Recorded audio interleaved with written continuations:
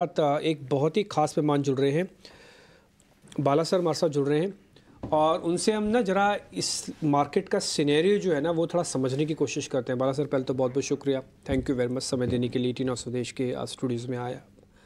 Sir इस तरह का एक्सपेक्टेशन तो नहीं था खैर, क्योंकि एग्ज़िट पोल भी कुछ और ही बता रहा था, लेकिन मार्केट हमेशा सरप्राइजेस से भरा हुआ है, तो ये सरप्राइज़ भी है।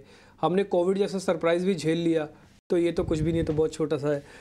यही सिनेरियो मान के चलें कि जैसे जो कोविड छूटा, सब कुछ छूटा, आफ्टर ऑल मार्केट ने गेन ही दिखाया। बस ये हो सकता है कि जो 1 साल का गेन था वो 4 साल में मिलेगा या 3 साल में मिलेगा।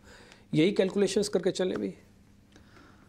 ये हमेशा एक मार्केट में एक थ्योरी चलते रहते हैं, मार्केट का अगर गिरना होगा ना कभी बोल के नहीं आएगा। हाँ, ये बात भी सही है। आज का जो मार्केट जो गिरना है, सबको एक उम्मीद तो था मार्केट गिरना नीचे गिरने का टाइम में लेंगे करके, सबका एक उम्मीद था, सबका व्यू था, वैल्यूएशन ज्यादा है। देखिए बोलते रहते हैं बाजार गिरेगा गिरते तो हम डर जाते मार्केट बिल्कुल नहीं गिर रहा सही बात है। आज कुछ कारण मिल गया मार्केट गिरने के लिए। This is my view is a good thing to happen. Yes, but covid was actually destroying economy. Covid का टाइम पे उसके बाद भी मार्केट इतना ऊपर आ गया है, but covid put in the whole country into a short period. Yes, 2-3 महीने के लिए definitely it impacted the economic activities. उसका वजह से government could take a lot of tough actions. That's why we came back. But आज के दिन पे if you look at, we are in a stage of growing steadily. अभी growth rate momentum India में pickup हो रहा है actually in every sector. I call it as all cylinders are firing. So उसके पीछे जो अपना मार्केट में जो तेजी आया था, I call it as a front loading return. Okay, market में जो 3 साल में आते, 4 साल में आते, 5 साल में आते हैं, 1-2 साल में आ गया, 3 साल में आ गया था लास्ट 3 साल में। देयरफॉर आज का जो करेक्शन जो है वो कारण मिल गया और गिरने के लिए वो गिर गया actually. But if look at the fundamentals economy, अभी लास्ट 1 साल से बहुत कुछ अच्छा हो गया actually. If you take economic growth now 8% का आसपास चलते रहते हैं अभी। Inflation somewhere around 5.5-6%। Nominal GDP will be about 11-12% में चलेंगे। कंपनीज का अर्निंग्स मेरे हिसाब से 18 से लेके 20 तक चलेंगे। इंटरेस्ट रेट आज के दिन पे बहुत लो है एक्चुअली। अगर कोई भी कंपनी का अगर सेटअप करना है, उनकी जो कॉस्ट ऑफ कैपिटल जो है आज के दिन, कॉस्ट ऑफ कैपिटल बहुत कम हो गया इंडिया में एक्चुअली। कोई भी अपना सेक्टर अगर सेटअप करना है। तीसरा एक एक्चुअली लास्ट 2-3 साल से गवर्नमेंट इन्वेस्टमेंट से पीछे, द गवर्नमेंट कैपिटल इन्वेस्टमेंट जो करने उसके पीछे जो सो मच इंफ्रास्ट्रक्चर डेवलपमेंट जो बिल्ड हो चुका है, उसका साथ साथ में मेरे हिसाब से प्राइवेट सेक्टर का कैपेसिटी भी आई थिंक बढ़ सकता है actually. So only thing is government का आज के रिसर्च की वजह से जो expectation versus exit poll versus 2 expectation था, और एक तो मार्केट एक्सपेक्टेशन था, दूसरा एग्जिट पोल का एक्सपेक्टेशन था। There was also expectation bear market में आ गया था ये बार, मल्टीपल एक्सपेक्टेशंस था। ये बार bears भी आ गया था। तो वेरी फ्रैंक, पहले bear कोई किसका भी ताकत नहीं था जो मार्केट में शॉर्ट करने के लिए। सही बात है। पर लास्ट 1 महीने में there were also people who gave a birth for bears also. Like I have seen historically bears कम रहते हैं और बुल ज्यादा रहते हैं, तभी मार्केट एक तरफ चलते रहते हैं। पर लास्ट 1 महीने में एक्चुअली वॉलेटिलिटी के हिसाब से आप देखेंगे bears भी आ गया था। They all would have covered yesterday, today they actually bulls would have got caught because of margin calls. But whenever the market falls by 10%, by 7-8%, circuit में hit होते हैं, तभी आते वो कभी वापस नहीं आते हैं actually. So therefore my own belief is थोड़ा दिन के लिए volatility हो सकता है because of government farm, okay, उसके बाद क्या पॉलिसी बनाएंगे, that something will create a volatility. But otherwise fundamentals of the economy मेरे हिसाब से कुछ चेंज नहीं होने वाला है. I think it will only get better. ठीक है, इंटरेस्टिंग। जी बिल्कुल, पर आप कह रहे हैं कि बेयर्स जो वापस आ गए हैं, कल भी जैसे हमने देखा कि एफआईआईज काफ़ी नेट शॉर्ट्स पे बैठे हुए हैं, कब वो अपना स्टैंस चेंज करेंगे? और क्या ये जो पॉलिटिकल स्टेबिलिटी ना आना, क्योंकि कहीं ना कहीं एग्जिट पोल्स बहुत अच्छे आंकड़े दे रहे थे, थोड़ा सा उनके और सेंटिमेंट को हिट कर देंगे? क्या आप ये और समय लगा सकते हैं वापस आने के लिए? जी ज़्यादा समय नहीं लगने का जरूरी नहीं है मेरे हिसाब से। मेरे हिसाब से 1-2-3 हफ्ते के लिए शायद गवर्नमेंट फॉर्म होने के बाद क्या मिनिस्टर एलोकेट करेंगे, क्या पॉलिसी बनाएंगे, बजट भी है एक्चुअली, जुलाई में बजट भी आएंगे, will present the budget for next year.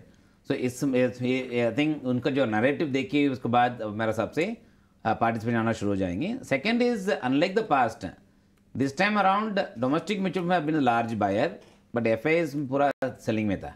पूरा लास्ट 6 महीने से ऑलमोस्ट एफआईआईज का सेलिंग की तरफ से था। इनफैक्ट इलेक्शन से पहले भी बाला सर उन्होंने काफी माल बेच दिया एक्चुअली। देयरफॉर अगर वैल्यूएशन अगर रीजनेबल होगी है, पॉलिसी फ्रेमवर्क वापस उनको जोर दिखता है actually that going forward economy will grow faster, but FIIs का कुछ कारण है ही नहीं एक्चुअली आने के लिए। Second, globally if you take interest rate, I think you will see after November you will see interest rate cut का बात चालू हो जाएगा। In US interest rate cut, they will start thinking about अगर interest rate cut globally अगर चालू कर दिया है, then if liquidity gets better overseas, there is high probability money will start coming to the emerging market more. Therefore India में मेरे हिसाब से तभी ज़्यादा पैसा आ सकता है फ्रॉम एफआईआई की तरफ से।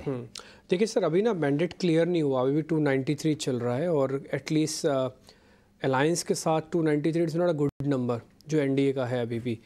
तो मैं एक्सपेक्ट करके चलता हूँ इस नंबर में कोई चेंज नहीं होता और 300 के नीचे रहते हैं, तो सरकार को बनाना और चलाना थोड़ा टफ काम हो सकता है, क्योंकि आपको पता है लास्ट 2 सिनेरियो के अंदर वो फुल फ्लेज मेजोरिटी के साथ थे, तो इससे थोड़ा फ्रैक्चर्ड मैंडेट है। ये कॉन्टीन्यूटी हो सकती है अफेक्ट, यानी कि जो नेगेटिविटी मार्केट के अंदर है प्रिवेल हो सकती है अगले 7-10 दिन के लिए, और क्योंकि 10 दिन में फिर बाजार और करेक्ट करेगा। नहीं, मेरे से वॉलेटिलिटी जो आज और कल और आज के जो देखा है, जो आई थिंक इधर से स्विंग फैक्टर जितना ज़्यादा था एक्चुअली, वो मेरे हिसाब से कम हो सकता है। अच्छा, वो कम वॉलेटिलिटी हो सकता है, वॉलेटिलिटी तो मेरे हिसाब से रहना चाहिए थोड़े दिन के लिए, क्योंकि uncertainties are there in terms of क्या फाइनल शेप एंड फॉर्म में जो आ रहे हैं। अभी तो आपको बेट ले सकता है, बट फिर भी one will wait for the actual outcome to come. Therefore थोड़ा वॉलेटिलिटी हो सकता है, वॉलेटिलिटी मेरे हिसाब से कम हो जाएंगे। ठीक है। इन एनी सिनेरियो अगर ये गवर्नमेंट नहीं आती, रिपीट नहीं करती, इन दैट केस वो तो सवाल नहीं होता। चलो अगर if it becomes complete khichdi government, which I think मेरे हिसाब से उसका प्रॉबिलिटी तो बहुत कम दिखता है एक्चुअली। ओके, बिकॉज आप बीजेपी का लोन देखेंगे क्लोज टू अबाउट 240 सीट्स है। हाँ, लेकिन 274 चाहिए सर। 274 चाहिए उनका, जो एनडीए का जो है is anyway they are forming the government. After all वो वैसे गवर्नमेंट में एक plus point, this is my personal opinion, plus point जो नंबर ऑफ पार्टीज दो एनडीए के साथ जुड़ा हुआ actually is only 2-3 parties like minded people, so they are also progressive in terms of thinking. अगर वो सब मिलके अगर देखते हैं, the probability of having any fractured government formation seems to be very low. Okay, ठीक है। पर लंबे समय में बाला सर अगर व्यू बनाना है तो कौन से ऐसे स्टॉक्स और सेक्टर्स पे नज़र रखनी चाहिए, अगर आप सेक्टर आउटलुक अपना दे पाए तो? क्योंकि हमने देखा कि कई सारी थीम्स ऑलरेडी प्ले आउट कर चुकी हैं, पर लंबे समय के लिए क्या व्यू है? और दूसरा, मुझे एक बार आपसे कंजम्पशन पे भी राय जाननी है, क्योंकि आज देखिए कंजम्पशन अच्छा कर रहे हैं, पर साथ ही साथ हम सुबह से जितने लोगों से बात कर रहे हैं, हमारे स्वदेश में, ईटी नाउ में जितने भी एक्सपर्ट्स हैं, कंसेंसस कॉल आईटी और कंजम्पशन निकल कर आ रहा है।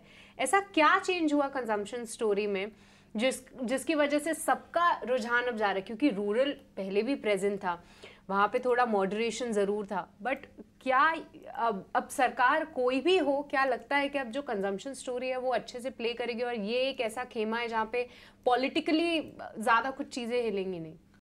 नहीं, अगर मार्केट में अगर आज के दिन में जो करेक्शन वर्सेस जो मूवमेंट जो है, इधर से मूवमेंट का अगर देखते हैं, वेरेवर म्यूचुअल फंड और इन्वेस्टर्स का ओवरवेट पोजीशन है, उधर ज़्यादा से करेक्शन हुआ। अगर इंफ्रास्ट्रक्चर सेक्टर में करेक्शन जो हुआ, तो मैन्युफैक्चरिंग सेक्टर में जो करेक्शन जो हुआ, इज ऑल अबाउट जो ओवरवेट पोजीशन था। बैंकिंग एंड फाइनेंशियल सेक्टर में पीओसीज में ज़्यादा ओवरवेट पोजीशन था, इसके लिए वो करेक्शन हुआ। But if look at the contrast theme, banking मेरे हिसाब से नेक्स्ट 5 साल अगर लेना है, banking and financial sectors will continue to remain the driver of economy. They are the proxy to the economy. वो basis में I think banking and financial services will continue to do well. And capital good sectors, क्योंकि investments कम नहीं होना, investment खाली बढ़ती जाएंगे actually. Therefore, capital sector will continue to do well. Even metal as a sector, I think I've seen through a consolidation period of last 3-4 साल में consolidation का period देख लिया actually, उनका price level भी बहुत नीचे था. There is high probability we'll see some kind of price rise in metals also, because global economy अगर China if it comes back, therefore price stability on metal also will come. वो एक sector देख सकता है।